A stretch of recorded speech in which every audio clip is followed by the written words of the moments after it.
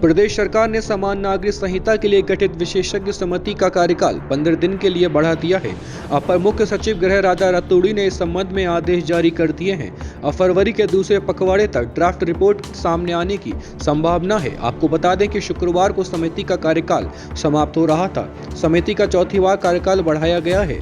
जानकारी के मुताबिक उत्तराखंड में समान नागरिक संहिता के लिए बनाई गई ड्राफ्टिंग कमेटी 2 फरवरी को अपनी रिपोर्ट सरकार को जमा करा सकती है। ये जानकारी सामने आने के बाद मुख्यमंत्री पुष्कर सिंह धामी ने अपने मंत्रिमंडल के साथ अयोध्या यात्रा को रद्द कर दिया है।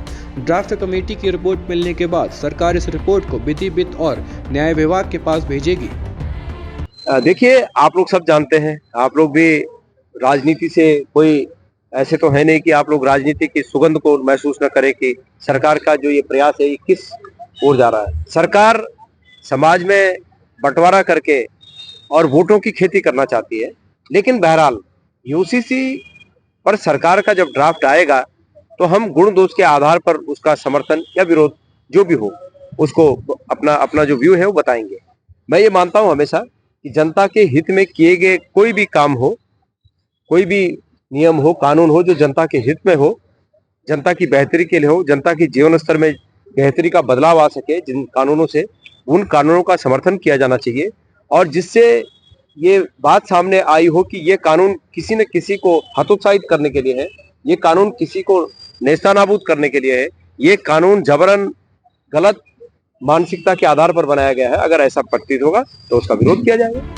वहीं कांग्रेस के पूर्व प्रदेश अध्यक्ष गणेश गोदियाल का कहना है कि सरकार समाज में बंटवारा करके और वोटों की खेती करना चाहती है, लेकिन बहरहाल यूसीसी पर जब सरकार का ड्राफ्ट सामने आएगा तो हम गुण दोष के आधार पर उसका समर्थन या विरोध करेंगे। गोदियाल ने आगे कहा कि जनता के हित में किए जो भी काम हो, कानून हो, उनका समर्थन किया जाना चाहिए।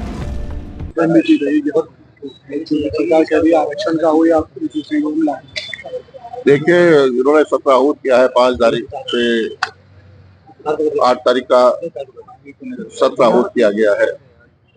अब देखिए एजेंडा क्या है, प्रारूप क्या है, मसौदा क्या है, किन मुद्दों को लेकर भारतीय जनता पार्टी की सरकार सदन में पेश करने जा रही है, उसके बाद ही हम अपनी बात को रखेंगे, उसका फल समर्थन कर लें। लेकिन अगर कहीं भी इसमें सरकार थोपने का काम करेगी, क्योंकि यहाँ का जो मिजाज है, यहाँ का जो माहौल है, यहाँ पर विभिन्न जाति धर्म के लोग रहते हैं, उनकी अलग बोली है, भाषा है, वेशभूषा है, परंपराएं हैं, संस्कृति है, और थारू लोग हैं, मुक्साज है, भोटियाज है, जोहार है, विभिन्न धर्मों का पालन करते हैं और अपनी उनकी अलग अलग विशेषताएं हैं। लेकिन जब प्रारूप सामने होगा, जब मसौदा सामने होगा, ड्राफ्ट सामने होगा, तो इसमें हम इस रूप से चर्चा भी करेंगे। वही नेता प्रतिपक्ष यशपाल आर्य ने कहा कि सरकार ने 5 फरवरी से 8 फरवरी का सत्र आयोजित किया है। अब ये देखना होगा कि सरकार का एजेंडा क्या है, किन मुद्दों को लेकर सरकार सदन में आ रही है। ये जानने के बाद ही हम अपनी बात को रखेंगे, लेकिन अगर सरकार कुछ भी थोपने का काम करेगी तो इसका जरूर हमारी ओर से चर्चा की जाएगी। डाउनलोड करें देवभूमि इनसाइडर।